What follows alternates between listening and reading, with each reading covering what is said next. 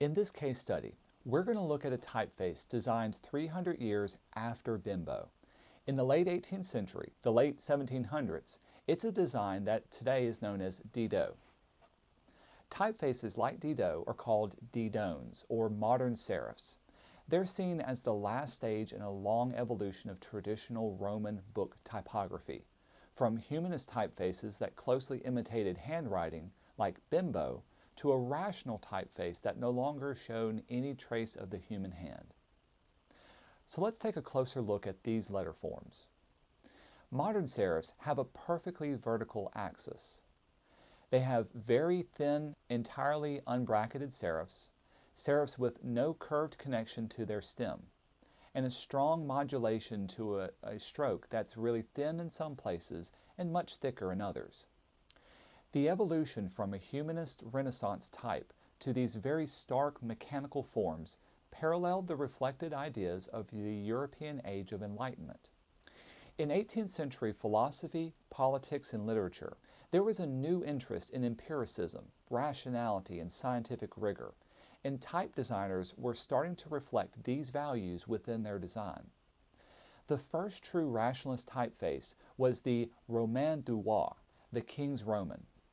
It was commissioned by Louis XIV in 1692 to be the official typeface of the Royal French Print Office, and it was designed by a committee of designers and engineers rather than a traditional punch cutter. As you can see, the letter forms were derived from a mathematically precise grid rather than organic forms of handwriting. It's also significant that these illustrations of type are engraved rather than printed on a printing press. Engraving and etching were illustration techniques popular at the time that allowed printing of very fine lines. And in the 18th century, type designers and printers pushed their craft to try to achieve this fine line aesthetic within a letterpress printing. One particularly innovative printer was an Englishman, John Baskerville. He developed innovations in paper and ink making that allowed the design of print typefaces of a much more delicate stroke. In 1757, he designed the typeface Baskerville. Baskerville is known as a transitional serif, and it's roughly halfway along the evolution from an old style to modern serifs.